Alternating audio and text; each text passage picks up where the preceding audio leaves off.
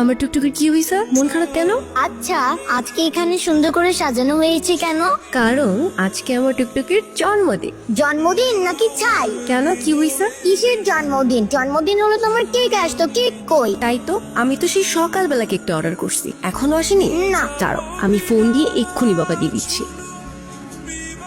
কি সমস্যা আপনার?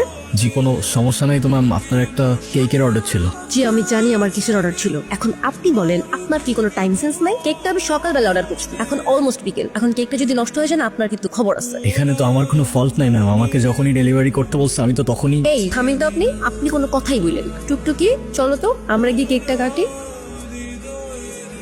হ্যাঁ নেন। ইটস ওকে, লাগবে না। আচ্ছা সরি, আমি আসলে বুঝতে পারিনি আমার কথায় আপনি এভাবে মন খারাপ করবেন। আসলে বাচ্চাটার মন খারাপ করা দেখে আমার মাথাও গরম হয়ে গেল, আর আপনার উপর শার্ট করছি। আপনি প্লিজ রাগ করবেন না। কেউ আমার উপর রাগ করে থাকলে আমার একটু ভালো লাগে না। আরে না না, আমি আপনার উপর কেন রাগ করতে যাবো? ডোন্ট ওয়ারি, আমি কিছুই মনে করিনি, আপনি নির্দ্বিধায় থাকতে পারেন। তাহলে আপনি এভাবে দাঁড়িয়ে আছেন যে? আমি তো বিলটার জন্য দাঁড়িয়েছিলাম, ক্যাশ অন ডেলিভারি ছিল। সরি, আমি একদম ভুলে গেছি। এই যে আপনার পেমেন্ট। থ্যাংক ইউ, শুক্রিয়া। আপনার নাম্বারটা দেওয়া যাবে? কেন? এমনি। 01669।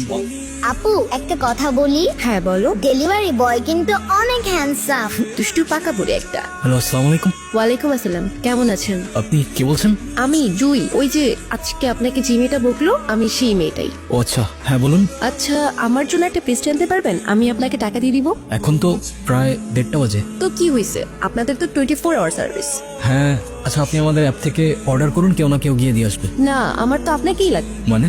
না মানে, আপনি যদি একটু আসতেন ভালো হতো। এখন তো অনেক রাত, কে না কে আসে, আর সময় ভালো না। যদি কোনো দুর্ঘটনা ঘটে। আর পেস্ট্রিটা আমার জন্য না, একটা বাচ্চার জন্য। খুব বায়না করছে, আপনি একটু নিয়ে আসেন না প্লিজ।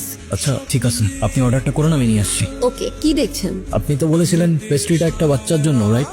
বারে, আমি তো বাচ্চাই, আমার বয়স কি বেশি নাকি? আচ্ছা যাই হোক, আমার বিলটা দিন, আমি চলে যাই। বসেন তো, দেখতেছেন একটা মানুষ খাচ্ছে আর আপনি তাকে তাড়া দিচ্ছেন, এটা কেমন কথা? হ্যাঁ, আচ্ছা আপনি তো আমাকে বিলটা দিয়ে তারপরেও খেতে পারেন, রাইট? আমাকে এভাবে অযথা বসিয়ে রেখে কি লাভ? আপনার তো খিটখিটে স্বভাবের কেন? দেখতে তো অনেক সুইট, কথাবার্তা একদম করলার মতো। করল্লার মতো মানে? তে তো। আচ্ছা, আপনার বাসায় কে কে আছে? কেন? আবার করলার মতো কথাবার্তা। কেউ নেই। আপনার বাবা মা কোথায়? জানি না, আমি আমার সম্পর্কে কিছুই জানি না। আমি কে, আমার বাবা কে, মা কে, কোথায় আছে, কিচ্ছু জানি না। শুধু কিছু স্বপ্ন দেখি, দুঃস্বপ্ন। কেমন স্বপ্ন? সেটাও জানি না, স্পষ্ট না, আচ্ছা ঝাপসা। আপনার কোনো বন্ধুও নেই? না, কেউ নেই। নাও, আজকে থেকে আমি তোমার বন্ধু। ফ্রেন্ডশিপ মুবারক হো মেরা দোস্ত। শুক্রিয়া, আর ফ্রেন্ডশিপ মোবারক হোক। আচ্ছা, তোমার তো পরিবারে সবাই আছে, তেমন কোনো ফাইন্যান্সিয়াল নিডও নাই, তাহলে ফ্যামিলির থেকে এত দূরে এই বাচ্চাদের সাথে কেন থাকো তুমি? বলতে পারো এটা আমার ভালো লাগা, ওদের সাথে থাকতে, ওদের সাথে সময় কাটাতে আমার অনেক ভালো লাগে। ওদের তো আপন কেউ নেই, ওদের ছোট ছোট ইচ্ছেগুলো যখন পূরণ করি, ওদের খুশি দেখে মনে হয় আমি হয়তো ওদের আপন মানুষ। আপন মানুষ? আচ্ছা চলো আমরা ওদিকে যাই। আরে তুমি এখানে? এলাম তোমাকে দেখতে। আমাকে দেখতে? হ্যাঁ, আর কত কাজ করবা? হ্যাঁ, এত টাকা নিয়ে কোথায় যাবা?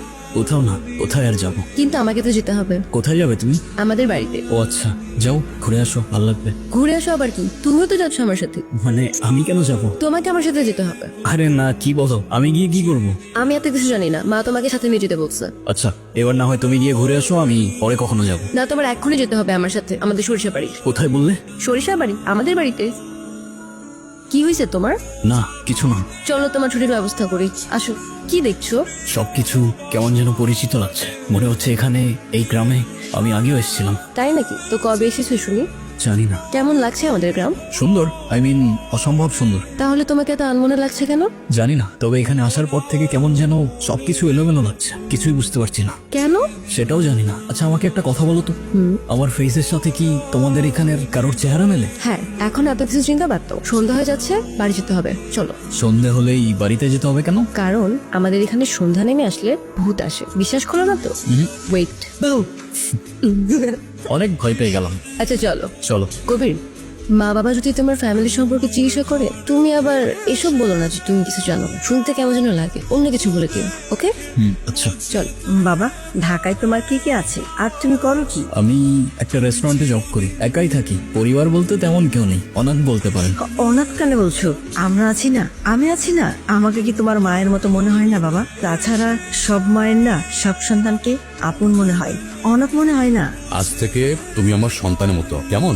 এই বাড়ির দরজা তোমার জন্য চিরদিনের জন্য খোলা। তোমার যখন প্রয়োজন তখন তুমি আসবে, এবং তোমার যা প্রয়োজন তুমি আমার কাছে চাই, কেমন? আপনাদের এই ভালোবাসাগুলো আমি কখনো ভুলতে পারবো না। আমার মতো একটা ছেলেকে আপনারা এভাবে আপন করে নেবেন ভাবিনি। আপনারা সবাই খুব ভালো মনের মানুষ। আপনাদের সাথে বসে প্রথমবারের মতো পরিবারের ফিলিংটা বুঝতে পারলাম।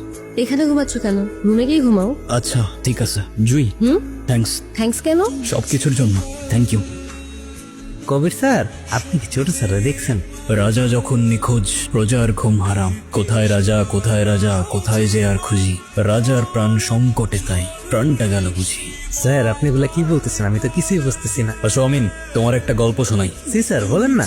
মনে করো তুমি একটা রাজ্যে থাকো, যেখানে রাজা তার প্রজাদের উপর অমানসিক নির্যাতন করে, যাকে খুশি মেরে ফেলে, জমি লুট করে নিয়ে যায়। তখন তুমি কি করতে? স্যার আমি তো সেই রাজারে পুলিশে দিয়ে দিতাম। পুলিশও যে তাকে ভয় পায়, শত হোক রাজা তো। আচ্ছা ধরো আমিন, সেই রাজা তোমার বাবাকে জমি লুট করে নেবার জন্য খুন করে সেটা আত্মহত্যা বলে চালিয়ে দেয়। তারপর তোমাকেও মেরে ফেলার চেষ্টা করে, তখন তুমি কি করতে? স্যার আমি তো সে জালিমের বাচ্চারে ফাঁসিতে ঝুলায় মেরে ফেলব।